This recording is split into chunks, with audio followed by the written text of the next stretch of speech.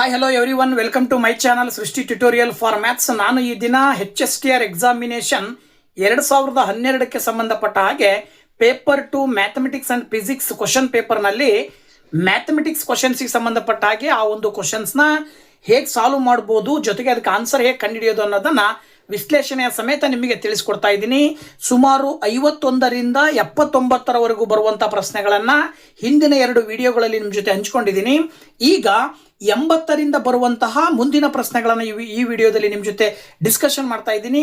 ದಯವಿಟ್ಟು ಇನ್ನು ನಮ್ಮ ಚಾನಲ್ ಯಾರು ಸಬ್ಸ್ಕ್ರೈಬ್ ಮಾಡಿಲ್ವೋ ಚಾನಲ್ನ ಸಬ್ಸ್ಕ್ರೈಬ್ ಮಾಡಿ, ಜೊತೆಗೆ ಪಕ್ಕದಲ್ಲಿರುವಂಥ ಬೆಲ್ ಐಕನ್ ಕ್ಲಿಕ್ ಮಾಡೋದನ್ನು ಮರಿಬೇಡಿ ಅಂತ ಹೇಳ್ತಾ ಬನ್ನಿ ಕ್ಲಾಸ್ ಶುರು ಮಾಡೋಣ. 80ನೇ ಕ್ವಶನ್ ಏನು ಹೇಳುತ್ತೆ ಅಂತ ನೋಡಿ. 80th ಕ್ವಶನ್ ಬಂದ್ಬಿಟ್ಟು ಏನು ಹೇಳ್ತಾ ಇದೆ ಅಂತ ಹೇಳಿದ್ರೆ, divide 38 into 2 equal parts such that thrice the square. The larger the part exceeds the square of the smaller part by 1532. The required parts are ಅಂತ ಕೊಟ್ಟಿದ್ದಾರೆ. ವೆರಿ ಸಿಂಪಲ್ ಕ್ವಶನ್ ಏನು ಹೇಳ್ತಾ ಇದೆ ಅಂದರೆ, ಡಿವೈಡ್ 38 ಅನ್ನ ಡಿವೈಡ್ ಮಾಡಬೇಕು. ಹೇಗಪ್ಪ ಅಂತ ಹೇಳಿದ್ರೆ, ಇಂಟು 2 ಈಕ್ವಲ್ ಪಾರ್ಟ್ಸ್, 2 ಈಕ್ವಲ್ ಪಾರ್ಟ್ಗಳಾಗಿ ಡಿವೈಡ್ ಮಾಡಬೇಕು. ಆ ಒಂದು ಈಕ್ವಲ್ ಪಾರ್ಟ್ಗಳು ಏನಾಗಿರ್ಬೇಕಂತ ಅಂದರೆ ಥ್ರೈಸ್ ದ ಸ್ಕ್ವೇರ್ ಆಗಿರಬೇಕು. And also the larger the part exceeds the square of the smaller part by 1532 ಅಂತ ಕೊಟ್ಟಿದ್ದಾರೆ.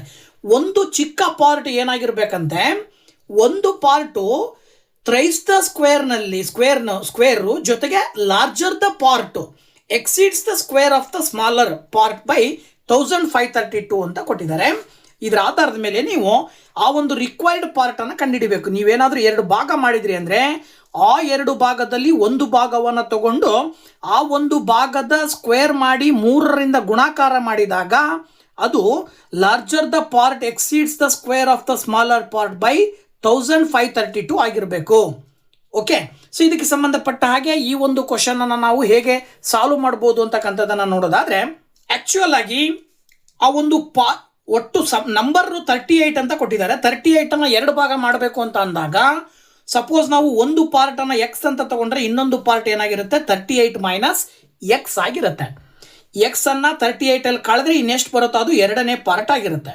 ಅವ್ರು ಹೇಳ್ತಾರೆ ಇವೆರಡರಲ್ಲೂ ಕೂಡ ಎಕ್ಸ್ ಅನ್ನ ಸ್ಕ್ವೇರ್ ಮಾಡಿ ಅದರ 3ರಷ್ಟು, ಅದರಲ್ಲಿ ದೊಡ್ಡ ಪಾರ್ಟ್ ಏನಿದೆಯಲ್ಲ, ದೊಡ್ಡ ಪಾರ್ಟು 38 ಮೈನಸ್ 6ನ ಸ್ಕ್ವೇರ್ ಮಾಡಿದಾಗ ಆನ್ಸರು 1538 ಬರುತ್ತೆ.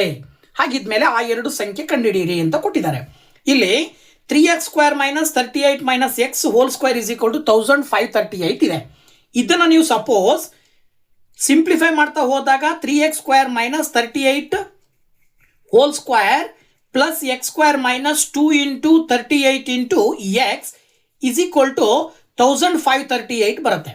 ಇದನ್ನು ಇನ್ನೂ ಸಿಂಪ್ಲಿಫೈ ಮಾಡ್ತಾ ಹೋದಾಗ ನಿಮಗೆ ಒಂದು ಕ್ವಾಡ್ರಾಟಿಕ್ ಈಕ್ವೇಷನ್ ಬರುತ್ತೆ. ಆ ಒಂದು ಕ್ವಾಡ್ರಾಟಿಕ್ ಈಕ್ವೇಷನ್ ಅನ್ನು ಸಿಂಪ್ಲಿಫೈ ಮಾಡಿದಾಗ ಎಕ್ಸ್ನ ಬೆಲೆಗಳು ಏನು ಬರ್ತವೆ ಅಂದರೆ 124 ಬರುತ್ತೆ. ಅದರ ಜೊತೆಗೆ ಅದರ ಆಧಾರದ ಮೇಲೆ ನೀವು ಇನ್ನೊಂದು ಸಂಖ್ಯೆಯನ್ನು ಕಂಡುಹಿಡಿದ್ರೆ ಅದು ಏನು ಬರುತ್ತೆ ಅಂದರೆ 38ರಲ್ಲಿ 24ಅನ್ನು ಕಳೆದ್ರೆ ನಿಮಗೆ 14 ಬರುತ್ತೆ. ಸೊ ದಟ್ ಆ 2 ಸಂಖ್ಯೆಗಳು ಯಾವುದು ಅಂದರೆ ಒಂದು 24, ಇನ್ನೊಂದು 14. ಯಾವಾಗ ಸಿಗುತ್ತೆ ಅಂದರೆ ಇದನ್ನು ನೀವು ಕ್ವಾಡ್ರಾಟಿಕ್ ಈಕ್ವೇಷನ್ ರೂಪದಲ್ಲಿ ನೀವು ಸಿಂಪ್ಲಿಫೈ ಮಾಡ್ತಾ ಹೋಗಬೇಕಾಗತ್ತೆ. ಕ್ವಾಡ್ರಾಟಿಕ್ ಈಕ್ವೇಷನ್ಗೆ ಕನ್ವರ್ಟ್ ಮಾಡಿಕೊಂಡು ಫ್ಯಾಕ್ಟರೈಸೇಷನ್ ಮೆಥಡನ್ನು ನೀವು ಅಪ್ಲೈ ಮಾಡಿದ್ರಿ ಅಂದರೆ ಆನ್ಸರ್ ಬರುತ್ತೆ 24 and 14. ಸೊ ದಟ್ ನೀವು ಆನ್ಸರು 24 and 14 ಅಂತಕ್ಕಂಥದ್ದು ಆಪ್ಷನ್ 2ರಲ್ಲಿದೆ. ಆಪ್ಷನ್ 2ಅನ್ನು ನೀವು ಆನ್ಸರ್ ಅಂತೇಳಿ ಕನ್ಸಿಡರ್ ಮಾಡ್ತೀರಾ. ಹಾಗೆ ನೆಕ್ಸ್ಟ್ ಕ್ವಶನ್ ಬಂದ್ಬಿಟ್ಟು 21 question. If 1/5 raised to 3y is equal to 0.008, then the value of 0.25 whole raised to y is ಅಂತ ಕೊಟ್ಟಿದ್ದಾರೆ. 1/5ಗೆ ಪವರು 3y ಇದೆ, ಇದರ ಬೆಲೆ 0.008 ಅಂತಿದೆ. ಹಾಗಿದ ಮೇಲೆ 0.25 raised to y ಇದರ ಬೆಲೆ ಎಷ್ಟು ಬರುತ್ತೆ ಅನ್ನೋದು ಕ್ವಶನ್. ಸೊ ಇದಕ್ಕೆ ನೀವು ಆನ್ಸರ್ ಹೇಳಬೇಕು ಅಂತಂದರೆ, ಸೊ ಆಕ್ಚುಯಲ್ ಆಗಿ ಅವರು 0.25 is equal to 0.25 raised to y ನ ಬೆಲೆಯನ್ನು ಕಂಡುಹಿಡಿಯಕ್ಕೆ ಕೇಳಿದ್ದಾರೆ. ಇಲ್ಲಿ ನೀವು ವೆರಿ ಸಿಂಪಲ್ ಆಗಿ ಹೇಳ್ಬೋದು 0.25 ಅಂತ ಹೇಳಿದ್ರೆ ಅವ್ರು ಕೊಟ್ಟಿರುವಂತೆ ಏನು ಕೊಟ್ಟಿದ್ದಾರೆ ಅಂತ ಹೇಳಿದ್ರೆ 1/5 raised to 3y ಅಂತ ಕೊಟ್ಟಿದ್ದಾರೆ. ದಟ್ ಈಸ್ ಈಕ್ವಲ್ ಟು 0.08 ಅಂತ ಕೊಟ್ಟಿದ್ದಾರೆ. ಓಕೆನಾ? ಇದ್ರ ಜೊತೆಗೆ ನಾವು ಇಲ್ಲಿ ಏನು ಹೇಳ್ಬೋದು ನೋಡಿದರೆ, ನೀವು 0.08 ಅನ್ನು ಆ್ಯಕ್ಚುಯಲ್ ಆಗಿ ನಾವು ಏನು ಮಾಡ್ಬೋದು ಅಂತ ಹೇಳಿದ್ರೆ ದಟ್ ಈಸ್ ಈಕ್ವಲ್ ಟು 0.2 ಅನ್ನು ನೀವು ಕ್ಯೂಬ್ ಮಾಡಿದ್ರಿ ಅಂತ ಹೇಳಿದ್ರೆ 0.8 ಬರುತ್ತೆ. ಓಕೆನಾ. ಸೊ ಇದ್ರ ಆಧಾರವಾಗಿ ನೀವು ವೈ ಅಂತ ನೀವು ತೊಗೊಂಡ್ರಿ ಅಂತ ಹೇಳಿದ್ರೆ 0.08 0.2 ಹೋಲ್ ರೈಸ್ ಟು 3y ಅಂತ ಬರೀಬಹುದು. ಇದರ ಅರ್ಥ ವೆರಿ ಸಿಂಪಲ್ ಆಗಿರುತ್ತೆ. ಏನಾಗಿರುತ್ತೆ ಅಂತ ಹೇಳಿದ್ರೆ ಇಲ್ಲಿ 3y 0.2ಗೆ 0.008 ನಾವು 3y ಅಂತ ತೊಗೊಂಡಿದ್ದೀವಿ. ಹಾಗೆಯೇ ಇನ್ನೊಂದು ಏನು ಅಂತ ಹೇಳಿದ್ರೆ ಇಲ್ಲಿ 0.25y ಅಂತಿದೆ. 0.25y ಅದರ ಬೆಲೆಯನ್ನು ನೀವು ಕಂಡುಹಿಡಿಬೇಕಾಗಿರೋದ್ರಿಂದ ಈಗ ನಾವು ಸ್ವಲ್ಪ ಇಲ್ಲಿ ಅಬ್ಸರ್ವ್ ಮಾಡಿದ್ರೆ ಇಲ್ಲಿ 3 ಇದೆ, ಇಲ್ಲಿ 3y ಇದೆ. 1/5 ಅಂದರೆ 0.008 ಆಗಿರೋದ್ರಿಂದ ಇದನ್ನು ನಾವು 0.2 ಅಂತ ತಗೊಳ್ತೀವಿ. ಇದರ ಆಧಾರದ ಮೇಲೆ ವೆರಿ ಸಿಂಪಲ್ 3y = 3 ಅಂತ ಹೇಳ್ಬೋದು. ಎರಡೂ ಪವರ್ಗಳನ್ನು ಕನ್ಸಿಡರ್ ಮಾಡಿ 3y = 3 ಅಂತ ಹೇಳಿದ್ರೆ ವೈನ ಬೆಲೆ ಏನು ಬರುತ್ತೆ? 1 ಬರುತ್ತೆ. ಸೊ ವೈನ ಬೆಲೆ 1 ಬರುತ್ತೆ ಅಂದರೆ ಇಲ್ಲಿ ನೀವು 0.25ಗೆ ಪವರ್ ವೈ ಬೆಲೆ ಕೇಳಿದಾರೆ ತಾನೇ ಅವರು. ಅಲ್ಲಿಗೆ 0.25ಗೆ ಪವರ್ 1 ಹಾಕಿದ್ರೆ ಅಂದರೆ ಆನ್ಸರ್ 0.25 ಬರುತ್ತೆ. ಓಕೆನಾ. ಸೊ ದಟ್ ನೀವು ಇದಕ್ಕೆ ಏನು ಮಾಡ್ಬೋದು ಅಂತಂದರೆ ಆಪ್ಷನ್ 2ರಲ್ಲಿ ಕೊಟ್ಟಿದ್ದಾರೆ 0.25 ಅಂತೇಳಿ. ಸೊ ದಟ್ 0.25 ನೀವು ಆನ್ಸರ್ ಅಂತ ಹೇಳಿ ಕನ್ಸಿಡರ್ ಮಾಡ್ತೀರಾ. ನೆಕ್ಸ್ಟ್ ಕ್ವಶನ್ ನಂಬರ್ 82 ಕೇಳ್ತಾ ಇದೆ, if 2n-1 + 2n+1 = 320 then n is equal to ಅಂತ ಕೊಟ್ಟಿದ್ದಾರೆ. ಸೊ ಇದಕ್ಕೆ ನೀವು ಆನ್ಸರ್ ಹೇಗೆ ಹೇಳ್ಬೋದು ಅಂತ ನೋಡಿದ್ರೆ ನೋಡಿ, ಇಲ್ಲಿ 2n-1 + 2n+1 = 320 ಅಂತ ಕೊಟ್ಟಿದ್ದಾರೆ. ಈಗ ನಾವೇನು ಮಾಡೋಣ, ಇವೆರಡರಿಂದನೂ 2n-1 ಕಾಮನ್ ತೆಗೆದುಬಿಡೋಣ. 2n-1 ಹೊರಗಡೆ ಬಂದಿರೋದ್ರಿಂದ ಇಲ್ಲಿ n ಉಳಿತದೆ. ಇಲ್ಲಿ 2n-1 ಹೊರಗಡೆ ಬಂದಿರೋದ್ರಿಂದ ಇಲ್ಲಿ ನೀವೇನಂತ ಬರೀಬೋದು ಅಂದರೆ 2/2. ಹೆಂಗಪ್ಪ ಅಂತ ಹೇಳಿದ್ರೆ ವೆರಿ ಸಿಂಪಲ್. ನೀವು 2n-1 ಇಲ್ಲಿ ನೀವು -1 ಹೊರಗಡೆ +1 ಇದೆ. ಇಲ್ಲಿ -1 ಹೊರಗಡೆ ತೆಗಿಬೇಕಂದ್ರೆ ಒಂದ್ಸರಿ +1 ಆ್ಯಡ್ ಮಾಡಿರಿ, ಒಂದ್ಸರಿ -1 ಆ್ಯಡ್ ಮಾಡಿರಿ. ಆಗ n-1 ಅನ್ನು ಹೊರಗಡೆ ತೊಗೊಳ್ತೀರ, ಒಳಗಡೆ ಏನು ಉಳಿತದೆ? 1 + 1 2 ಆಗುತ್ತೆ ಪವರ್. ಸೊ ಹಾಗಾಗಿ ದಟ್ ಈಸ್ ಈಕ್ವಲ್ ಟು ನೀವೇನಂತ ಬರಿಬೋದು? 320 ಅಂತ ಬರಿಬೋದು. ಇದಾದ ನಂತರದಲ್ಲಿ ನೋಡಿ, ಇಲ್ಲಿ 2n-1 ಇಂಟು 1 + 2/2 ಅಂದರೆ 4 ಬರುತ್ತೆ. That is equal to 320. And the next step 2n-1 into 1 + 4 ಮಾಡಿದ್ರೆ 5 ಬರುತ್ತೆ. That is equal to 320. ಈಗ 5ಅನ್ನು ಈಕ್ವಲಿಂದ ಆ ಕಡೆ ಕಳಿಸ್ರಿ. 2n-1 ಈಸ್ ಈಕ್ವಲ್ ಟು 320 / 5 ಅಂತ ಬರುತ್ತೆ. ಆಗ 5ರಿಂದ 320 ನೀವು ಭಾಗಾಕಾರ ಮಾಡಿದ್ರಿ ಅಂತ ಹೇಳಿದ್ರೆ ಏನು ಬರುತ್ತೆ ವ್ಯಾಲ್ಯೂ ಅಂದರೆ 2n-1 ಈಸ್ ಈಕ್ವಲ್ ಟು 64 ಬರುತ್ತೆ. ಅದರ ಅರ್ಥ 2n-1 ಈಸ್ ಈಕ್ವಲ್ ಟು 64ನ ನೀವು ಬೇಸ್ 2ನಲ್ಲಿ ಪವರ್ ಹಾಕಿ ಬರೆದ್ರಿ ಅಂತ ಹೇಳಿದ್ರೆ 2/6 ಅಂತ ಬರೆದ್ರೆ 64 ಬರುತ್ತೆ. ಇದರ ಅರ್ಥ ಬೇಸ್ 2 ಸೇಮ್ ಇರೋದ್ರಿಂದಾಗಿ ನೀವು ಪವರ್ಗಳನ್ನು ಈಕ್ವಲ್ ಅಂತ ತೊಗೊಂಡ್ರಿ ಅಂತ ಹೇಳಿದ್ರೆ, ಪವರ್ಗಳನ್ನು ಈಕ್ವಲ್ ಅಂತ ಕನ್ಸಿಡರ್ ಮಾಡಿದ್ರಿ ಅಂತ ಹೇಳಿದ್ರೆ ಏನು ಬರುತ್ತೆ? n-1 ಈಸ್ ಈಕ್ವಲ್ ಟು 6 ಬರುತ್ತೆ. ಈಗ -1 ಈಕ್ವಲಿಂದ ಆ ಕಡೆ ಕಳಿಸ್ರಿ +1 ಆಗುತ್ತೆ. Then n is equal to 7. The value of n is 7 ಅಂತೇಳಿ ನೀವು ಸುಲಭವಾಗಿ ಹೇಳ್ತೀರಾ. ಹಾಗಾಗಿ ಕೊಟ್ಟಂಥ ಆಪ್ಷನ್ಗಳಲ್ಲಿ ಆಪ್ಷನ್ 3ಯಲ್ಲಿ 7 ಅಂತ ಬಂದಿದೆ. ಸೊ ದಟ್ ಆಪ್ಷನ್ 3 ನೀವು ಆನ್ಸರ್ ಅಂತ ಹೇಳಿ ಕನ್ಸಿಡರ್ ಮಾಡ್ತೀರಾ. ಕ್ವಶನ್ ನಂಬರ್ 83 ಬಂದ್ಬಿಟ್ಟು the value of 5/1/4 into 125/0.25 is ಅಂತ ಕೊಟ್ಟಿದ್ದಾರೆ. ಇದನ್ನು ನೀವು ಸುಲಭವಾಗಿ ಹೇಗೆ ಬರಿಬೋದು ನೋಡ್ತಾ ಹೋಗೋಣ. ನೋಡಿ, ಇಲ್ಲಿ 5/1/4 ಇಂಟು 125/0.25 ಇದೆ. ಒಂದು ಫ್ರ್ಯಾಕ್ಷನ್ ರೂಪದಲ್ಲಿದ್ದರೆ ಇನ್ನೊಂದು ಡೆಸಿಮಲ್ ಫಾರ್ಮಲ್ಲಿ ಇದೆ. ಈ ಪವರನ್ನು ನಾವು ಫ್ರ್ಯಾಕ್ಷನಿಗೆ ಕನ್ವರ್ಟ್ ಮಾಡಿದ್ವಿ ಅಂದರೆ 0.25 ನಾವೇನಂತ ತಗೊಳ್ಬೋದು ಅಂತ ಹೇಳಿದ್ರೆ 0.25 ಅಂತ ಹೇಳಿದ್ರೆ ಏನು ಬರುತ್ತೆ ಆನ್ಸರು? ನೀವು 0.25 ಡೆಸಿಮಲ್ ಫಾರ್ಮಲ್ಲಿ ಬರೆದ್ರೆ ಇದು 0.25 ಅನ್ನೋದು ಕೂಡ ಕಾಲ್ ಭಾಗ. ಅಂದರೆ ಇಲ್ಲಿಗೆ ಇದನ್ನು ನೀವು 1/4 ಅಂತ ತೊಗೊಳ್ಬೋದು. ನೋಡಿ, ಇಲ್ಲಿ 5/1/4 ಇಂಟು 125/1/4 ಅಂತ ಬರ್ಕೊಳ್ಬೋದು. ಈಗ ಬೇಸ್ ಸೇಮ್ ಮಾಡ್ಕೊಳ್ಳೋಣ. ನಾವು ಹೇಗೆ ಬೇಸ್ ಸೇಮ್ ಮಾಡ್ಕೊಳ್ಬೋದು ನೋಡ್ರಿ, ಇಲ್ಲಿ 5/1/4 ಇದೆ. ಬೇಸ್ ಇಲ್ಲಿ 125 ನಾನು 5/3 ಅಂತ ಬರೀತೀನಿ, ಹೋಲ್ ರೈಸ್ ಟು 1/4. ಯಾಕೆ ಅಂದರೆ 5 3 ಟೈಮ್ ಮಲ್ಟಿಪ್ಲೈ ಮಾಡಿದ್ರೆ 125 ಬರುತ್ತೆ. ಆ್ಯಂಡ್ ನೆಕ್ಸ್ಟ್ ಸ್ಟೆಪ್ ನೋಡ್ರಿ, ಇಲ್ಲಿ ಏನಾಗುತ್ತೆ ಇಲ್ಲಿ ಅಂದರೆ 5/1/4 ಇಂಟು ಈ 3ನ ಮತ್ತು 1/4ನ ಮಲ್ಟಿಪ್ಲೈ ಮಾಡ್ತೀವಿ. ಎಕ್ಸ್ಪೋನೆನ್ಷಿಯಲ್ ಲಾದ ಪ್ರಕಾರವಾಗಿ ಏನಾಯಿತು, ಅದು 5/3/4 ಆಯಿತು. ಓಕೆ, ಈಗ ಎರಡಕ್ಕೂ ಬೇಸು ಸೇಮ್ ಇರೋದ್ರಿಂದಾಗಿ ಮೇಲ್ಗಡೆ ಇರುವಂತಹ ಪವರ್ಗಳನ್ನು ಕೂಡ್ತೀವಿ ನಾವು. ಹೇಗೆ? 5⁻1/4 ಪ್ಲಸ್ 3/4 ಮಾಡ್ತೀವಿ. ಆಗ ಆನ್ಸರ್ ಏನು ಬರುತ್ತೆ? ಇಲ್ಲಿ ಮೇಲ್ಗಡೆ 1/4 ಮತ್ತು 3/4ನ ಕನ್ಸಿಡರ್ ಮಾಡಿ, ಇವೆರಡೂಗಳು ಫ್ರ್ಯಾಕ್ಷನ್ ರೂಪದಲ್ಲಿರೋದ್ರಿಂದ ಇನ್ನು ಡಿನಾಮಿನೇಟರ್ನಲ್ಲಿ 4 ಇರೋದ್ರಿಂದ ಮೇಲ್ಗಡೆ ನ್ಯೂಮರೇಟರ್ನಲ್ಲಿರುವ ಸಂಖ್ಯೆಗಳನ್ನು ಕೂಡ್ತೀರಾ. 1 + 3 ಮಾಡಿದ್ರೆ 4 ಬರುತ್ತೆ. That is equal to 4 cancel ಆಗಿ 5⁻1. ಅದರ ಅರ್ಥ 5, ಅದರ ಬೆಲೆ ಏನು ಬರುತ್ತೆ? 5 ಬರುತ್ತೆ. ಓಕೆನಾ?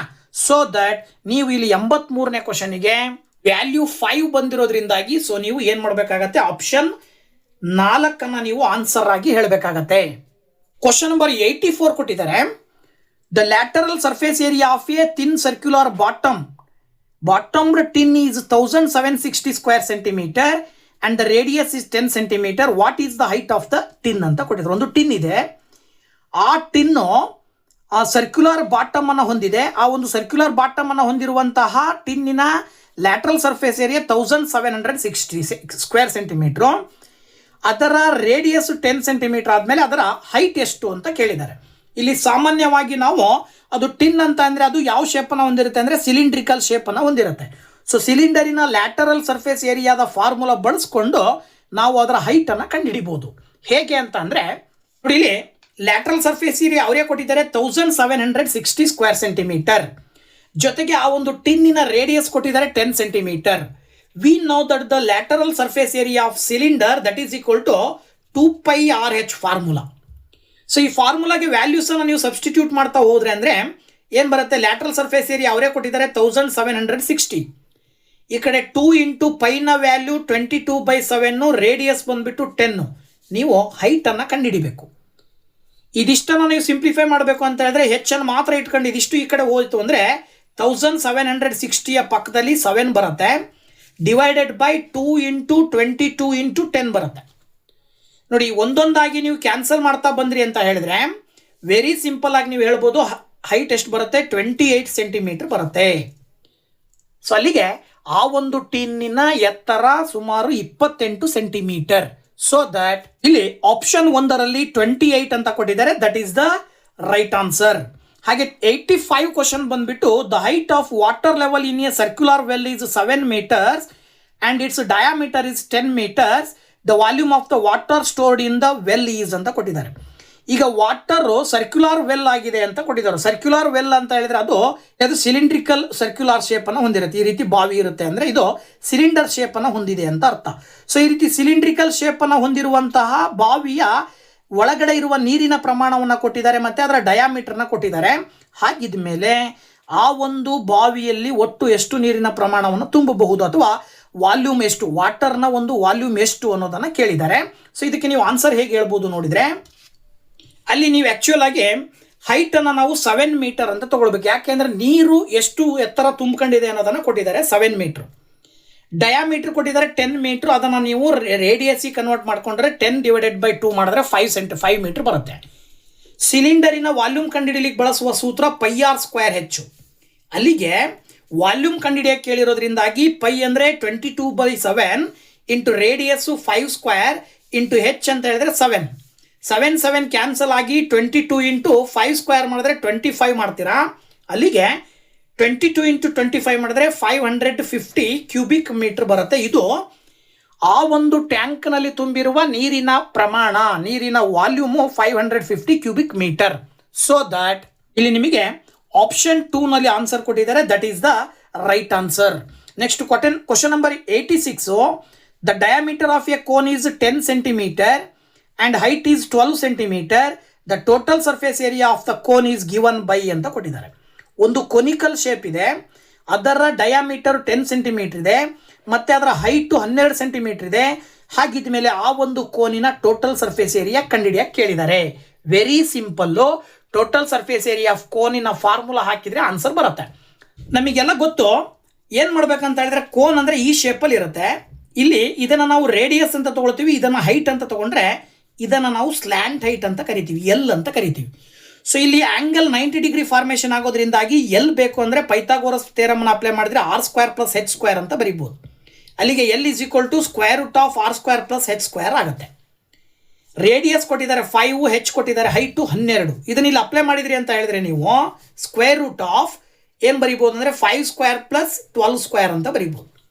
ಆಗ ನಿಮಗೆ ಏನು ಬರುತ್ತೆ, 5ನ ಸ್ಕ್ವೇರ್ ಮಾಡಿದ್ರೆ 25 ಬರುತ್ತೆ, ಹಾಗೆಯೇ 12ನ ಸ್ಕ್ವೇರ್ ಮಾಡಿದ್ರೆ 144 ಬರುತ್ತೆ.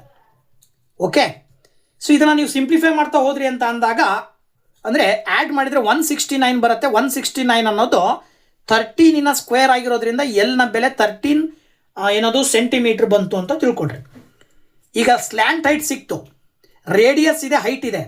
ಟೋಟಲ್ ಸರ್ಫೇಸ್ ಏರಿಯಾ ಆಫ್ ಕೋನಿಗೆ ಕಂಡುಹಿಡಲಿಕ್ಕೆ ಫಾರ್ಮುಲಾ ಬರುತ್ತೆ πr into R plus L ಅನ್ನೋದು ಸೂತ್ರ.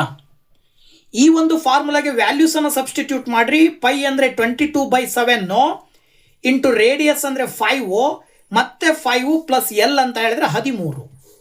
Then 22/7 into 5 into 5 plus 13 multiply ಮಾಡಿದ್ರೆ 5 ಪ್ಲಸ್ 13 ಕೂಡಿದ್ರಿ ಅಂತ ಹೇಳಿದ್ರೆ ನಿಮಗೆ 18 ಬರುತ್ತೆ. ಓಕೆ, ಸೊ ಇದಿಷ್ಟನ್ನು ನೀವು ಸಿಂಪ್ಲಿಫೈ ಮಾಡಿದಾಗ ಬಂದಂಥ ಆನ್ಸರ್ ಏನಾಗಿರುತ್ತೆ ಅಂದರೆ 285.85 ಸೆಂಟಿಮೀಟರ್ ಬರುತ್ತೆ. ಸೊ ದ್ಯಾಟ್ ಇಲ್ಲಿ ಆಪ್ಷನ್ 3ನಲ್ಲಿ ಆ ಒಂದು ಆನ್ಸರ್ನ ಕೊಟ್ಟಿದ್ದಾರೆ. ಸೊ ಆಪ್ಷನ್ 3 ನೀವು ಆನ್ಸರ್ ಆಗಿ ಸೆಲೆಕ್ಟ್ ಮಾಡಬೇಕಾಗತ್ತೆ. ನೆಕ್ಸ್ಟ್ ಬಂದ್ಬಿಟ್ಟು ಕ್ವಶನ್ ನಂಬರ್ 87 ಕೂಡ ಅಷ್ಟೇ. Total volume of 21 steel balls in a bearing is 88 cubic centimetre. The diameter of each ball is given by ಅಂತ ಕೊಟ್ಟಿದ್ದಾರೆ. ಅಂದರೆ ಬಾಲ್ ಅಂತ ಹೇಳಿದ್ರೆ ಅದು ಸ್ಪೆರಿಕಲ್ ಶೇಪನ್ನು ಹೊಂದಿರುತ್ತೆ. ನಾವು ಸ್ಪೆರಿಕಲ್ಲಿನ ವಾಲ್ಯೂಮಿನ ಸೂತ್ರವನ್ನು ಬಳಸ್ಕೊಂಡು ಫಾರ್ಮುಲಾ ಆನ್ಸರನ್ನು ಕಂಡುಹಿಡಿಬೇಕು. ಡಯಾಮೀಟರ್ ಬೇಕು ಅಂದರೆ ನಾವು ರೇಡಿಯಸ್ ಕಂಡುಹಿಡ್ಕೊಂಡ್ರೆ ಅದನ್ನು ಡಬಲ್ ಮಾಡಿದರೆ ನಮಗೆ ಡಯಾಮೀಟರ್ ಸಿಗುತ್ತೆ. ಸೊ ಹಾಗಾಗಿ ಇಲ್ಲಿ ಕೊಟ್ಟಿರುವಂಥ ಕ್ವಶನಿನ ಆಧಾರದ ಮೇಲೆ ವಾಲ್ಯೂಮ್ ಆಫ್ 21 ಬಾಲ್ಸ್ ಅನ್ನು ನಾವು 88 ಕ್ಯೂಬಿಕ್ ಸೆಂಟಿಮೀಟರ್ ಅಂತ ಕೊಟ್ಟಾರೆ. ಅಲ್ಲಿಗೆ ಪ್ರತಿಯೊಂದು ಬಾಲಿನ ವಾಲ್ಯೂಮ್ ಬೇಕು ಅಂದರೆ ನೀವೇನು ಮಾಡಬೇಕಾಗತ್ತೆ, 88 ಡಿವೈಡೆಡ್ ಬೈ 21 ಅಂತ ತೊಗೊಳ್ಬೇಕಾಗತ್ತೆ. 88 ಡಿವೈಡೆಡ್ ಬೈ 21 ಅಂತ ತೊಗೊಂಡ್ರಿ ಅಂತ ಹೇಳಿದ್ರೆ ಅವಾಗ ಅದೇನು ಬರುತ್ತೆ ಅಂದರೆ 4/3 8 ಡೈರೆಕ್ಟಾಗಿ ಇದನ್ನೇ ಇಟ್ಕೊಳ್ರಿ ನೀವು, ಪ್ರತಿ ಬಾಲಿನ ವಾಲ್ಯೂಮ್ ಇದು. ಸೊ ಅಲ್ಲಿಗೆ ನಿಮಗೆ ವಾಲ್ಯೂಮ್ ಸೂತ್ರ ಬಂದ್ಬಿಟ್ಟು ನಿಮಗೆ ಏನು ಬರುತ್ತದೆ ಅಂತ ಹೇಳಿದ್ರೆ 4/3 πr³ ಇದು ಸ್ಪೇರಿನ ವಾಲ್ಯೂಮ್ ಸೂತ್ರ. ಇಲ್ಲಿ ನೀವು ಸ್ಪೇರ್ನ ವಾಲ್ಯೂಮಿಗೆ ಬೆಲೆಗಳನ್ನು ಹಾಕಿದರೆ ವಾಲ್ಯೂಮ್ ಇರೋ ಜಾಗದಲ್ಲಿ 88/21 ತಗೊಳ್ರಿ, 4/3 ಇಂಟು ಪೈ ಅಂದರೆ 22/7 ತಗೊಳ್ರಿ, r³ ಅಂತ ಬರ್ಕೊಳ್ರಿ. ಈಗ ಏನಾಗ್ತದೆ ಅಂತ ನೀವು ನೋಡಿದಾಗ ವೆರಿ ಸಿಂಪಲ್, ಇಲ್ಲಿ 88/21 ಇಲ್ಲಿ ಹೆಂಗೆ ಬರುತ್ತೋ 4 ಇಂಟು 22 ಮಾಡಿದ್ರೆ ಇಲ್ಲೂ ಕೂಡ 88 ಬರುತ್ತೆ, 3 ಇಂಟು 7 ಮಾಡಿದ್ರೆ 21 ಬರುತ್ತೆ, ಇಂಟು r³ ಆಗುತ್ತೆ. ಇಲ್ಲಿ 88/21 ಕ್ಯಾನ್ಸಲ್ ಆಗೋದ್ರಿಂದಾಗಿ ನೀವು ಸುಲಭವಾಗಿ ಹೇಳ್ಬೋದು r³ = 1 ಅಂತ. r³ = 1 ಆಗಿದೆ ಅಂದರೆ ಅಲ್ಲಿಗೆ ಆರ್ನ ಬೆಲೆನೂ ಕೂಡ 1 ಇರುತ್ತೆ. ಸೊ ನಿಮಗೆ ಕೇಳಿರೋದು ಡಯಾಮೀಟರ್ ಅಂದರೆ ಏನಾಗಿರುತ್ತೆ, ರೇಡಿಯಸ್ನ 2ರಷ್ಟು ಇರುತ್ತೆ. ಸೊ ದ್ಯಾಟ್ 2 ಇಂಟು ರೇಡಿಯಸ್ ಅಂದರೆ 1 ಅಂತ ತೊಗೊಂಡ್ರೆ ನಿಮಗೆ ಆನ್ಸರ್ ಏನು ಬರುತ್ತೆ, 2 ಸೆಂಟಿಮೀಟರ್. ಡಯಾಮೀಟರ್ ಎಷ್ಟಿರುತ್ತೆ ಅಂದರೆ 2 ಸೆಂಟಿಮೀಟರ್. ಹಾಗಾಗಿ ಇಲ್ಲಿ ನಿಮಗೆ ಆಪ್ಷನ್ 1ರಲ್ಲಿ 2 ಅಂತ ಕೊಟ್ಟಿದ್ದಾರೆ. ಸೊ ಆಪ್ಷನ್ 1 ನೀವು ಉತ್ತರವನ್ನಾಗಿ ಆಯ್ಕೆ ಮಾಡಬೇಕಾಗತ್ತೆ. ನೆಕ್ಸ್ಟ್ ಕ್ವಶನ್ ನಂಬರ್ 88 ಡಯಾಗ್ರಾಮ್ ಕೊಟ್ಟಿದ್ದಾರೆ. ಈ ಡಯಾಗ್ರಾಮ್ನ ಆಧಾರದ ಮೇಲೆ number of notes, number of arc ಮತ್ತು ನಂಬರ್ ಆಫ್ ರೀಸನ್ ಅನ್ನು ಹೇಳಬೇಕು. ಇಲ್ಲಿ ನೀವು ನಂಬರ್ ಆಫ್ ರೋಸ್ ಅನ್ನು ನೀವು ಕೌಂಟ್ ಮಾಡ್ತಾ ಹೋದರೆ, ನೋಟ್ಸ್ಗಳನ್ನು ನೀವು ಕೌಂಟ್ ಮಾಡ್ತಾ ಹೋದರೆ ಆ್ಯಕ್ಚುಲಿ 4 ನೋಟ್ಸ್ ಬರ್ತವೆ. ಯಾವುವು ಅಂತ ಹೇಳಿದ್ರೆ ABCD, ಗೊತ್ತಾಯ್ತಲ್ವಾ? ಇದಾದ ನಂತರದಲ್ಲಿ ನಂಬರ್ ಆಫ್ ಆರ್ಕ್ ಅಂತ ಹೇಳಿದ್ರೆ ಲೈನ್ಗಳನ್ನು ನೀವು ಕೌಂಟ್ ಮಾಡ್ತಾ ಬಂದರೆ ಇಲ್ಲಿ ಸ್ಟ್ರೈಟ್ ಆಗಿರೋ 4 ಲೈನ್ ಇದ್ರೆ ಏನೋ ಕರುಡು ಟೈಪಲ್ಲಿ ಇರೋ 4 ಇದಾವೆ. ಅಲ್ಲಿಗೆ ಒಟ್ಟು ಎಷ್ಟಾಯಿತು, 8 ಆರ್ಕ್ ಇದಾವೆ. Notes 4, arc 8. ಇದರಿಂದಾಗಿ ನಿಮಗೆ ರೀಸನ್ ಫಾರ್ಮೇಷನ್ ಆಗುತ್ತೆ. ರೀಸನ್ ಅಂದರೆ ಇದನ್ನು ನಾವು ರೀಸನ್ ಅಂತ ಕರಿತೀವಿ. ಈ ಥರದ ರೀಸನ್ ಎಷ್ಟಿದಾವೆ ಅಂದರೆ 1 2 3 4 ಇದೊಂದು 5, ಟೋಟಲ್ ಆಗಿ ಇದಿಷ್ಟು ಸೇರಿ 1. ಅಲ್ಲಿಗೆ ಎಷ್ಟಾಯಿತು, ಒಟ್ಟು 6 ರೀಸನ್ಸ್ ಬರ್ತಾವೆ. ಇದರ ಆಧಾರದ ಮೇಲೆ ನೀವು ಡೈರೆಕ್ಟಾಗಿ ಆನ್ಸರ್ ಹೇಳ್ಬಿಡ್ಬೋದು. ನೀವು ಆಪ್ಷನ್ 4ರಲ್ಲಿ ಕೊಟ್ಟಿದ್ದಾರೆ ಆ ಒಂದು ಉತ್ತರ 486, that is the right answer.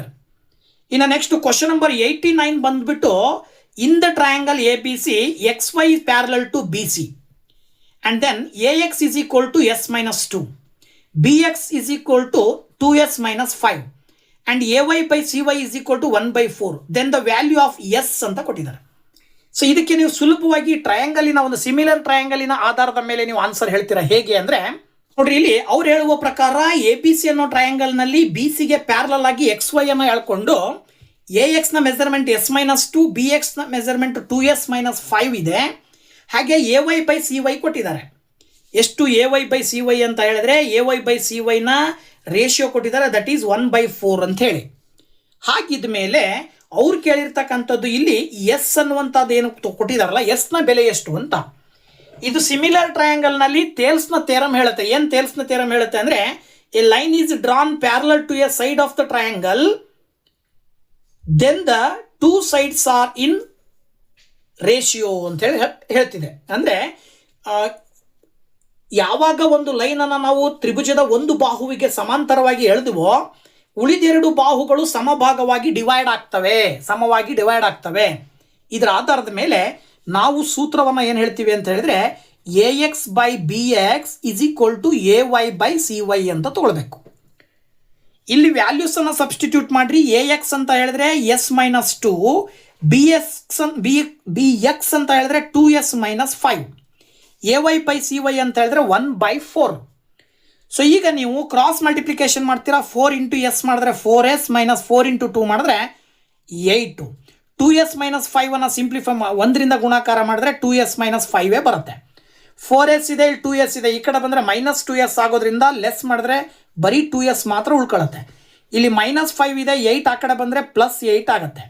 ಅಲ್ಲಿಗೆ 2S = -5 + 8 ಮಾಡಿದ್ರೆ ಎರಡೂ ಚಿಹ್ನೆಗಳು ಬೇರೆ ಬೇರೆ ಇರೋದ್ರಿಂದ ಕಳಿತೀರಾ, ನಿಮಗೆ 3 ಬರುತ್ತೆ. ಆಗ 2ನ ಈಕ್ವಲಿಂದ ಆ ಕಡೆ ಕಳಿಸಿದ್ರೆ ಡಿವೈಡೆಡ್/2 ಆಗುತ್ತೆ. ಇದು ಎಸ್ನ ಬೆಲೆ.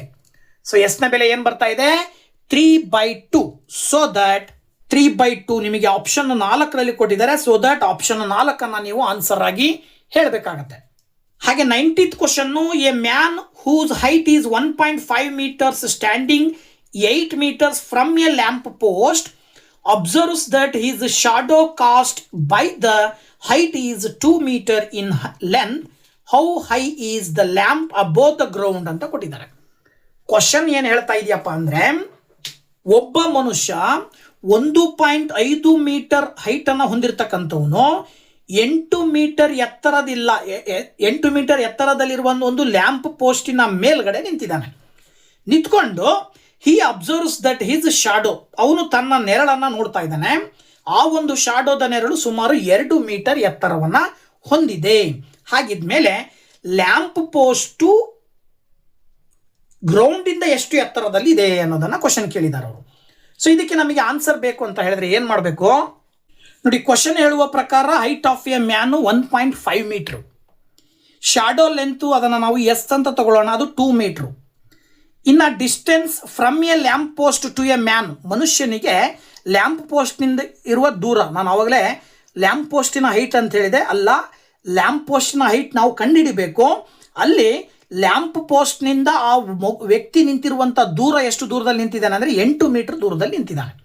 ಹಾಗಿದ್ಮೇಲೆ total distance from the lamp post to the ಶಾಡೋಗೂ ಮತ್ತು ಲ್ಯಾಂಪ್ ಪೋಸ್ಟ್ಗೆ ಇರುವಂಥ ಡಿಸ್ಟೆನ್ಸನ್ನು ಕಂಡುಹಿಡಿಬೇಕು, ತೊಗೊಳ್ಬೇಕು. ಈಗ ನೀವು ಅದು ಏನು ಬರುತ್ತೆ ನೋಡ್ರಿ. ಇಲ್ಲಿ ಆ್ಯಕ್ಚುಯಲ್ ಆಗಿ ಮನುಷ್ಯ ಏನು ಮಾಡ್ತಾ ಇದ್ದಾನೆ, ಆ ವ್ಯಕ್ತಿ ತನ್ನ ನೆರಳನ್ನು ನೋಡ್ತಾ ಇದ್ದಾನೆ ಅಂತ ಅಂದಾಗ 8 ಮೀಟರು ಎಲ್ಲಿಂದ ಮನುಷ್ಯನಿಗೂ ಮತ್ತು ಯಾರಿಗೆ ಲ್ಯಾಂಪ್ ಪೋಸ್ಟ್ಗೆ ಇರುವ distance.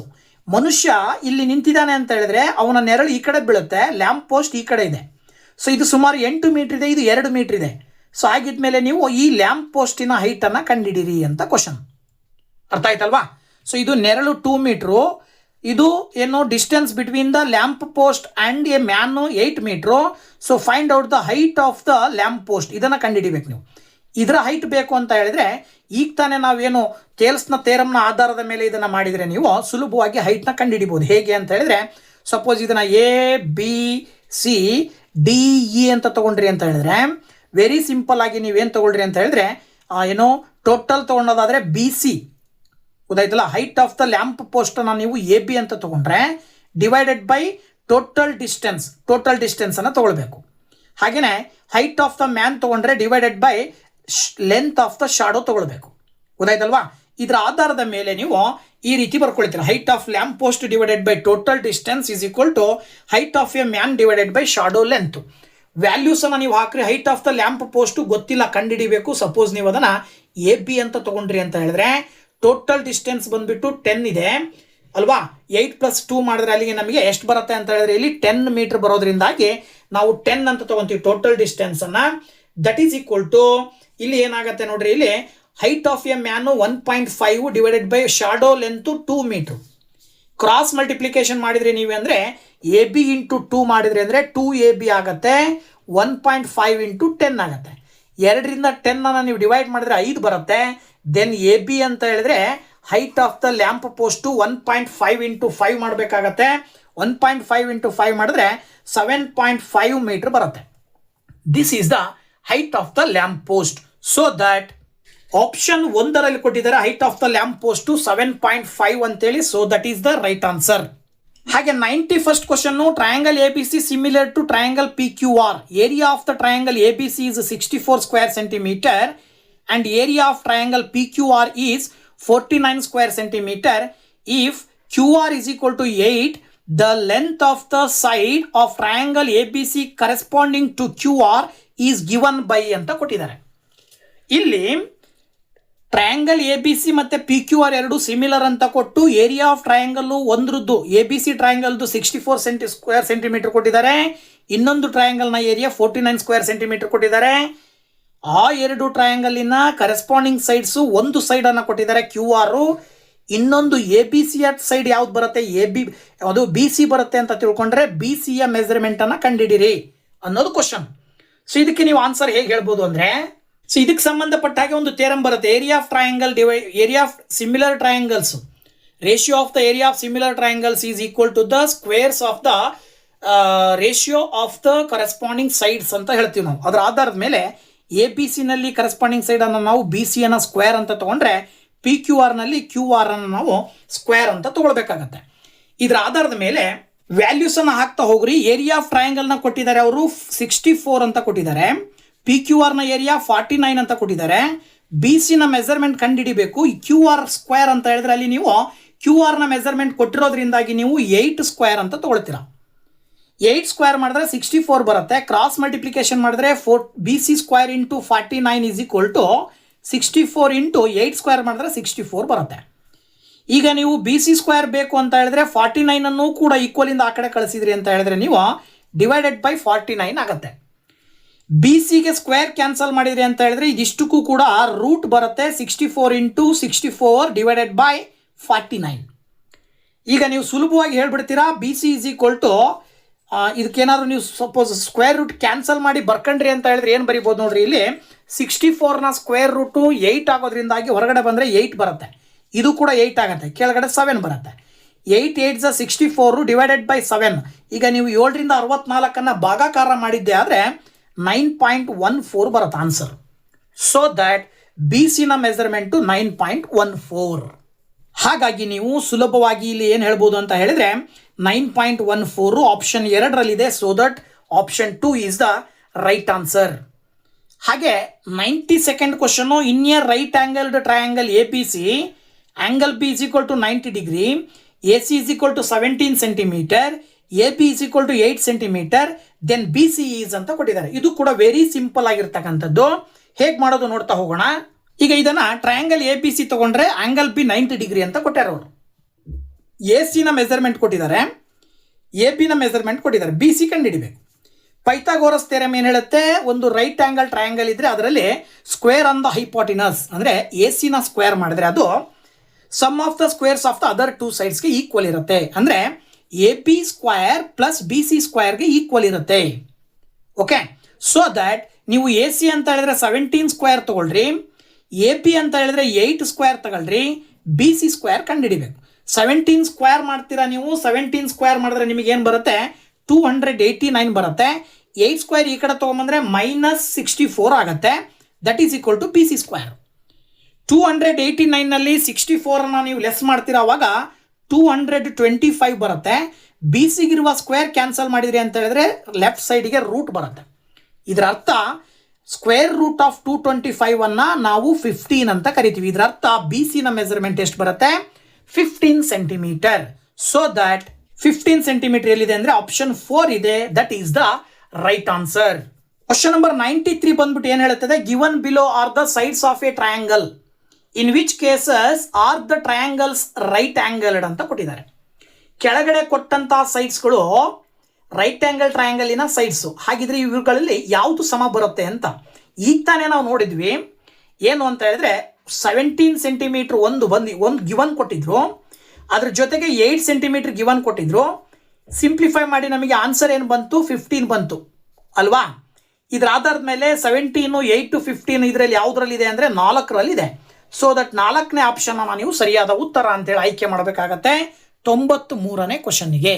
Next 94th question, 3 circles of radii 3 centimetre, 4 centimetre, 5 centimetre with centres A B and C respectively touch externally the perimeter of the triangle A B C ಅಂತ ಕೊಟ್ಟಿದ್ದಾರೆ. ಸೊ ಈ ಕ್ವಶನ್ಗೆ ಉತ್ತರವನ್ನು ನಾವು ಹೇಗೆ ಬರಿಬೋದು ಅಂತ ನೋಡ್ತಾ ಹೋಗೋಣ. 3 ಸರ್ಕಲ್ಸು ಎರಡು ಒಂದಕ್ಕೊಂದು ಮೀಟ್ ಆಗಿದ್ದಾವೆ, ಎಕ್ಸ್ಟರ್ನಲಿ ಟಚ್ ಆಗಿದ್ದಾವೆ ಅಂತ ಕೊಟ್ಟಿದ್ದಾರೆ. 3 ಸರ್ಕಲ್ನ ಸೆಂಟರ್ಗಳೇನಿದಾವಲ್ಲ, ಆ 3 ಸೆಂಟರ್ನು ಒಂದಕ್ಕೊಂದು ನೀವು ಸೇರಿಸಿದ್ರಿ ಅಂದರೆ ಒಂದು ಟ್ರಯಾಂಗಲ್ ಫಾರ್ಮೇಷನ್ ಆಗುತ್ತೆ. ಸೊ ಈ ಟ್ರಯಾಂಗಲ್ನ ಪೆರಿಮೀಟರ್ ಕೇಳಿದ್ದಾರೆ ಅವರು. ಆಗ ನೀವೇನು ಮಾಡಬೇಕು ಅಂತ ಹೇಳಿದ್ರೆ, ಈ ಒಂದು ಸರ್ಕಲ್ನಲ್ಲಿ 2 ರೇಡಿಯಸ್ ಬರ್ತವೆ. ಈ 2 ರೇಡಿಯಸ್ನ ಮೆಜರ್ಮೆಂಟು 3 ಅಂತ ತೊಗೊಂಡ್ರೆ ಅವರೇ ಗಿವನ್ ಕೊಟ್ಟಿದ್ದಾರೆ. ಇನ್ನೊಂದು ರೇಡಿಯಸ್ನ ಮೆಜರ್ಮೆಂಟ್ ಇದನ್ನು ನೀವು 4 ಅಂತ ತೊಗೊಳ್ರಿ. ಇದನ್ನು 5 ಅಂತ ತೊಗೊಳ್ತೀರಾ. Very simple. ಆಗ ಇಷ್ಟು ಟ್ರಯಾಂಗಲಿನ ಪೆರಿಮೀಟರ್ ಸಿಗಬೇಕು ಅಂದರೆ ಇದರಿಂದ ಇದಕ್ಕೆ 5 3 8, ಇಲ್ಲಿಂದ ಇಲ್ಲಿಗೆ 3 4 7, ಇಲ್ಲಿಂದ ಇಲ್ಲಿಗೆ 5 4 9 ಇಷ್ಟನ್ನು ಕೂಡಬೇಕು. ಸೊ 8 + 7 + 9 ಕೂಡಿದ್ರೆ 24 ಬರುತ್ತೆ. ಸೊ ದಟ್ ಈ ಒಂದು ಟ್ರಯಾಂಗಲಿನ ಪೆರಿಮೀಟರ್ 24. ಹಾಗಾಗಿ ನೀವು ಆಪ್ಷನ್ 1 ಆನ್ಸರ್ ಆಗಿ ಸೆಲೆಕ್ಟ್ ಮಾಡಬೇಕಾಗತ್ತೆ. ಹಾಗೆ ಕ್ವಶನ್ ನಂಬರ್ 95 ಬಂದ್ಬಿಟ್ಟು 2 concentric circles of radii r 5 and 3 centimeters. The length of the chord of the outer circle which touches the inner circle is ಅಂತ ಕೊಟ್ಟಿದ್ದಾರೆ. Question very simple. ಕ್ವಶನ್ ಹೇಳುವ ಆಧಾರದ ಮೇಲೆ ನಾವು ನೋಡ್ತಾ ಹೋಗೋದಾದ್ರೆ ನೋಡಿ, ಇಲ್ಲಿ ಕ್ವಶನ್ ಏನು ಹೇಳ್ತಾ ಇದೆಯಪ್ಪ ಅಂತ ಹೇಳಿದ್ರೆ, ಒಂದು ದೊಡ್ಡ ಸರ್ಕಲ್ ಇದೆ, ಅದ್ರ ಒಳಗಡೆ ಇನ್ನೊಂದು ಸರ್ಕಲ್ ಅಂದರೆ 2 ಕಾನ್ಸೆಂಟ್ರಿಕ್ ಸರ್ಕಲ್ಸ್ ಇದಾವೆ.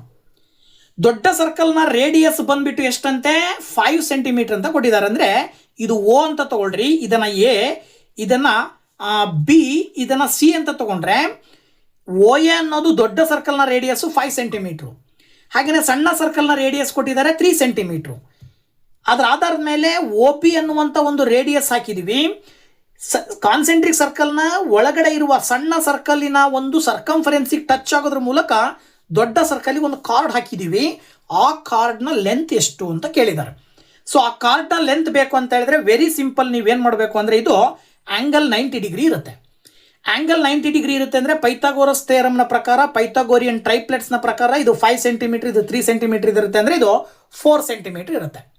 ಸೊ ಈ 4 ಸೆಂಟಿಮೀಟರ್ಗೆ +4 ಸೆಂಟಿಮೀಟರ್ನ ಆ್ಯಡ್ ಮಾಡಿದ್ರಿ ಅಂದರೆ 8 ಸೆಂಟಿಮೀಟರ್ ಬರುತ್ತೆ. ಇದು ಆ ಕಾರ್ಡ್ನ ಲೆಂತು. ಸೊ ದ್ಯಾಟ್ ನೀವು ಆಪ್ಷನ್ 1ರಲ್ಲಿ ಕೊಟ್ಟಿದ್ದಾರೆ 8 ಅಂತೇಳಿ. ಸೊ ದಟ್ ಅದನ್ನು ನೀವು ಆನ್ಸರ್ ಆಗಿ ಹೇಳಬೇಕು. ನೆಕ್ಸ್ಟ್ 96ನೇ question, the value of pi ಅಂತ ಕೊಟ್ಟಿದ್ದಾರೆ. ಸೊ ನಾವೆಲ್ಲರೂ ಕೂಡ ಸಾಮಾನ್ಯವಾಗಿ ಹೇಳ್ತೀವಿ ಪೈನ ಬೆಲೆ ಯಾವಾಗಲೂ ಕೂಡ ಸರ್ಕಲಿಗೆ ಸಂಬಂಧಪಟ್ಟಾಗೆ ಹೇಳಬೇಕಾದ್ರೆ ಸರ್ಕಲ್ನ ಸರ್ಕಂಫರೆನ್ಸ್ ಡಿವೈಡೆಡ್ ಬೈ ಡಯಾಮೀಟರ್ಗೆ ಸಮ ಇರುತ್ತೆ. ಸೊ ಆಪ್ಷನ್ 4 ನೀವು 96ನೇ ಕ್ವಶನ್ಗೆ ಆನ್ಸರ್ ಅಂತೇಳಿ ಹೇಳಬೇಕಾಗತ್ತೆ. ನೆಕ್ಸ್ಟ್ 97ನೇ ಕ್ವಶನ್ ಬಂದ್ಬಿಟ್ಟು, the sum of the interior angles of a polygon of n sides is ಅಂತ ಕೊಟ್ಟಿದ್ದಾರೆ. ಇದಕ್ಕೂ ಕೂಡ ನೀವು sum of the interior angles ಅನ್ನ ನಾವು ಸಾಮಾನ್ಯವಾಗಿ ಏನು ಹೇಳ್ತೀವಿ ಅಂದರೆ ಸೂತ್ರ ಬರುತ್ತೆ. ಏನದು ಅಂತ ಹೇಳಿದ್ರೆ n-2 × 180 ಡಿಗ್ರಿ ಅಂತೇಳಿ. ಇದರ ಆಧಾರದ ಮೇಲೆ ನೀವು ಇದನ್ನು ಸಿಂಪ್ಲಿಫೈ ಮಾಡೋದಾದರೆ n-2 × 180 ಡಿಗ್ರಿ ರೈಟ್ ಆ್ಯಂಗಲ್ಸಲ್ಲಿ ಕೇಳಿರೋದ್ರಿಂದಾಗಿ ನಿಮಗೆ ಏನೋ angles of a polygon of, ಇಲ್ಲಿ ರೈಟ್ ಆ್ಯಂಗಲ್ಸಲ್ಲಿ ನೀವು ಆಪ್ಷನ್ಸ್ಗಳನ್ನು ಕೊಟ್ಟಿರೋದ್ರಿಂದ 180 ಡಿಗ್ರಿಯನ್ನು 2 × 90 ಡಿಗ್ರಿ ಅಂತ ತೊಗೊಳ್ಬೋದು. 2 ಅನ್ನು ಬ್ರಾಕೆಟಿಂದ ಒಳಗಡೆ ಕಳಿಸಿದರೆ 2 × n ಮಾಡಿದ್ರೆ 2n ಬರುತ್ತೆ, 2 × 2 ಮಾಡಿದ್ರೆ 4 ಬರುತ್ತೆ. ಪಕ್ಕದಲ್ಲಿ ಬ್ರಾಕೆಟ್ನ ಹೊರಭಾಗದಲ್ಲಿ 90 ಡಿಗ್ರಿ ಅಂದರೆ right angle. So 2n - 4 × right angle ಅಂತಕ್ಕಂಥದ್ದು ಯಾವುದರಲ್ಲಿದೆ? ಆಪ್ಷನ್ 4ರಲ್ಲಿದೆ. ಸೊ ಆಪ್ಷನ್ 4 97ನೇ ಕ್ವಶನ್ಗೆ ಉತ್ತರವಾಗಿ ಹೇಳ್ತೀರಾ. ಹಾಗೆ 98ನೇ question, the perimeter of a semicircle is given by. ಇಲ್ಲಿ ಸೆಮಿ ಸರ್ಕಲ್ ಅಂತ ಹೇಳಿದ್ರೆ ಇದು, ಈ ಸೆಮಿ ಸರ್ಕಲ್ಗೆ ಮೇಲ್ಗಡೆ ನಾವೇನು ಮಾಡ್ತೀವಿ, ಇನ್ನೊಂದು ಡಯಾಮೀಟರ್ನ ಸೇರಿಸಿ ಹೇಳಬೇಕಾಗತ್ತೆ ಪೆರಿಮೀಟರ್ ಅಂತ ಅಂದಾಗ. ಸರ್ಕಲ್ನ ಸರ್ಕಂಫರೆನ್ಸನ್ನು ನಾವು 2πr ಅಂತ ಕರಿತೀವಿ. ಸೆಮಿ ಸರ್ಕಲ್ನ ಸರ್ಕಂಫರೆನ್ಸ್ ಅಂತ ಅಂದರೆ ಅದು ಏನಾಗಿರುತ್ತೆ, ಡಿವೈಡೆಡ್ ಬೈ ಮಾಡಿದರೆ ಬರೀ πr ಬರುತ್ತೆ. ಇದಕ್ಕೆ ಮತ್ತೆ ಏನು ಮಾಡ್ಬೇಕು ನೀವು ಅಂತ ಹೇಳಿದ್ರೆ ಮೇಲ್ಗಡೆ ಇರುವ ಡಯಾಮೀಟರ್ನ ಸೇರಿಸ್ಬೇಕು. ಡಯಾಮೀಟರ್ನ ನಾವು ರೇಡಿಯಸ್ನ ರೂಪದಲ್ಲಿ ಹೇಳೋದಾದರೆ ರೇಡಿಯಸ್ಸನ್ನು ನಾವು 2 ಬಾರಿ ಹೇಳ್ತೀವಿ. ಅಂದರೆ ಅಲ್ಲಿಗೆ πr ಪ್ಲಸ್ 2r ಅಂತ ತೊಗೊಳ್ಬೋದು. ನಾವು ಏನಂತ ತೊಗೊಳ್ಬೋದು? πr plus 2r. So πr plus 2r ಇದಕ್ಕೆ ಎಲ್ಲಿದೆ ಆಪ್ಷನ್ ಅಂತ ನೀವು ನೋಡಿದರೆ ಇಲ್ಲೂ ಕೂಡ ಆಪ್ಷನ್ 4ರಲ್ಲಿ ಕೊಟ್ಟಿದ್ದಾರೆ. So that is the right answer. Next question number 99 sequence ಕೊಟ್ಟಿದ್ದಾರೆ. tn is equal to 4n square minus 1 ಅಂತ ಹೇಳಿ find the value of n. So tn is equal to 35 ಅಂತ ಕೊಟ್ಟಿದ್ದಾರೆ. ಇದಕ್ಕೂ ನೀವು ಸುಲಭವಾಗಿ ಆನ್ಸರ್ ಹೇಳ್ಬೋದು. ಹೇಗೆ ನೋಡ್ರಿ, ಇಲ್ಲಿ ನೀವು ವೆರಿ ಸಿಂಪಲ್ ಆಗಿ ನೀವು ನೋಡೋದಾದ್ರೆ tn ಇರೋ ಜಾಗದಲ್ಲಿ 4n ಸ್ಕ್ವೇರ್ ಮೈನಸ್ 1 ತಗೊಳ್ರಿ. ಹೇಗೆ ನೋಡ್ರಿ, ಇಲ್ಲಿ ನೋಡಿ tn is equal to 4n square minus 1 ಅಂತ ತಗೊಂಡು tn ಇರುವ ಜಾಗದಲ್ಲಿ ನೀವು 35 ಅವರೇ ಬೆಲೆ ಕೊಟ್ಟಿದ್ದಾರೆ. ಆಗ 4n ಸ್ಕ್ವೇರ್ ಮೈನಸ್ 1 ಆಯಿತು. -1 ಆ ಕಡೆ ಕಳಿಸಿದ್ರಿ 35 ಪ್ಲಸ್ 1 ಆಗುತ್ತೆ. That is equal to 4n square. 35 plus 1 ಮಾಡ್ತೀರಾ 36 ಬರುತ್ತೆ. That is equal to 4n square. 4ರಿಂದ 36 ನೀವು ಭಾಗಾಕಾರ ಮಾಡಿದ್ರಿ ಅಂದರೆ 9 ಬರುತ್ತೆ. ಎನ್ನಿಗಿರುವ ಸ್ಕ್ವೇರ್ ಕ್ಯಾನ್ಸಲ್ ಮಾಡಿದ್ರಿ ಅಂದರೆ 9ಕ್ಕೆ ರೂಟ್ ಬರುತ್ತೆ. ಅದರ ಅರ್ಥ n is equal to 3. ಇಲ್ಲಿ ನಿಮಗೆ ಎನ್ನಿನ ಬೆಲೆಯನ್ನು ಸುಲಭವಾಗಿ ಕಂಡುಹಿಡಿದಿದ್ದೀರಾ. n is equal to 3. So that option 1 is the right answer. ಇನ್ನು ಕೊನೆಯದಾಗಿ 100th ಕ್ವಶನ್ನು, ಇಲ್ಲಿ ನಿಮಗೆ ಮ್ಯಾಟ್ರಿಕ್ಸ್ ಅನ್ನು ಕೊಟ್ಟಿದ್ದಾರೆ. a is equal to 1x plus 2, 2x plus 1 minus 1 is a symmetric matrix. Then x is ಅಂತ ಕೊಟ್ಟಿದ್ದಾರೆ. ಇದನ್ನು ನಾವು ಸಿಮೆಟ್ರಿಕ್ ಮ್ಯಾಟ್ರಿಕ್ಸ್ ಆಗಿರೋದ್ರಿಂದಾಗಿ ವೆರಿ ಸಿಂಪಲ್ ಆಗಿ ನಾವೇನು ಮಾಡ್ಬೋದು ಅಂತ ಅಂದರೆ, ಇದನ್ನು ಸಿಮೆಟ್ರಿಕ್ ಮ್ಯಾಟ್ರಿಕ್ಸ್ ಆಗಿರೋದ್ರಿಂದಾಗಿ ನಾವು ಡಯಾಗ್ನಲ್ಗಳನ್ನು ನಾವು ಈಕ್ವಲ್ ಅಂತ ಹೇಳ್ಬೋದು. ಸೊ ಡಯಾಗ್ನಲ್ಸ್ ಅನ್ನ ಈಕ್ವಲ್ ಅನ್ನೋದ್ರ ಆಧಾರದ ಮೇಲೆ ಇಲ್ಲಿ ಡಯಾಗ್ನಲ್ಸ್ 2 ಬರ್ತವೆ. ಯಾವ್ದು ಅಂದರೆ ಇದನ್ನ a1 a2 ಅಂತ ತಗೊಂಡ್ರೆ x ಪ್ಲಸ್ 2 ಮತ್ತು 2x ಪ್ಲಸ್ 1 ಅನ್ನ ಈಕ್ವಲ್ ಅಂತ ಹೇಳಿದ್ರೆ ಅಂದರೆ a1 is equal to a2 ಅಂತ ತಗೊಂಡಾಗ x plus 2 is equal to 2x plus 1 ಅಂತ ತಗೊಂಡು ಸಿಂಪ್ಲಿಫೈ ಮಾಡಿದ್ರೆ ಆಯಿತು. ನೋಡಿ, ಇಲ್ಲಿ 2x ಈ ಕಡೆ ಬಂದರೆ ಮೈನಸ್ ಆಗುತ್ತೆ. -2x ನಲ್ಲಿ x ಕಳೆದ್ರೆ -x ಉಳಿತದೆ. ಇಲ್ಲಿ 1 ಮೈನಸ್ ಪ್ಲಸ್ 2 ಆ ಕಡೆ ಹೋದರೆ -2 ಆಗುತ್ತೆ. ಈಗ 1 - 2 ಮಾಡಿದ್ರೆ -1, ಎರಡು ಕಡೆ ಮೈನಸ್ ಕ್ಯಾನ್ಸಲ್ ಮಾಡಿದಾಗ x ನ ಬೆಲೆ 1 ಬರುತ್ತೆ. ಸೊ ದಟ್ ನೀವೇನು ಹೇಳಬೇಕಾಗತ್ತೆ, ಆಪ್ಷನ್ 1ರಲ್ಲಿ ಆ ಒಂದು ಆನ್ಸರ್ ಇದೆ. So option 1 is the right answer. So ಈ ಒಂದು ವಿಡಿಯೋದಲ್ಲಿ ಸುಮಾರು 80ರಿಂದ 100ವರೆಗೂ ಬರ್ತಕ್ಕಂತಹ ಎಲ್ಲ ಕ್ವಶನ್ಸ್ನ ಅನಾಲಿಸಿಸ್ ಮಾಡೋದ್ರ ಮೂಲಕ ಎಲ್ಲ ಆನ್ಸರ್ನ ತಿಳಿಸ್ಕೊಟ್ಟಿದ್ದೀನಿ. ಜೊತೆಗೆ ಕಂಪ್ಲೀಟ್ ಸೊಲ್ಯೂಷನ್ ಅನ್ನು ಹೇಳಿದ್ದೀನಿ. ಯಾವ ವಿಧಾನಗಳಲ್ಲಿ ಬಿಡಿಸ್ಬೇಕು ಅನ್ನೋದನ್ನು ತಿಳಿಸ್ಕೊಟ್ಟಿದ್ದೀನಿ. ಸೊ ವಿಡಿಯೋ ಇಷ್ಟ ಆದರೆ ಲೈಕ್ ಮಾಡಿ, ಶೇರ್ ಮಾಡಿ, ಹಾಗೆ ಕಮೆಂಟ್ ಮಾಡಿ ಅಂತ ಹೇಳ್ತಾ, ಇನ್ನೂ ನಮ್ಮ ಚಾನಲ್ ಯಾರು ಸಬ್ಸ್ಕ್ರೈಬ್ ಮಾಡಿಲ್ವೋ ಚಾನಲ್ನ ಸಬ್ಸ್ಕ್ರೈಬ್ ಮಾಡಿ. ಜೊತೆಗೆ ಪಕ್ಕದಲ್ಲಿರುವಂಥ ಬೆಲ್ ಐಕನ್ ಅನ್ನು ಕ್ಲಿಕ್ ಮಾಡೋದ್ರ ಮೂಲಕ ನೋಟಿಫಿಕೇಶನ್ ಆನ್ ಮಾಡ್ಕೊಳ್ರಿ ಅಂತ ಹೇಳ್ತಾ, once again thank you very much. Bye by.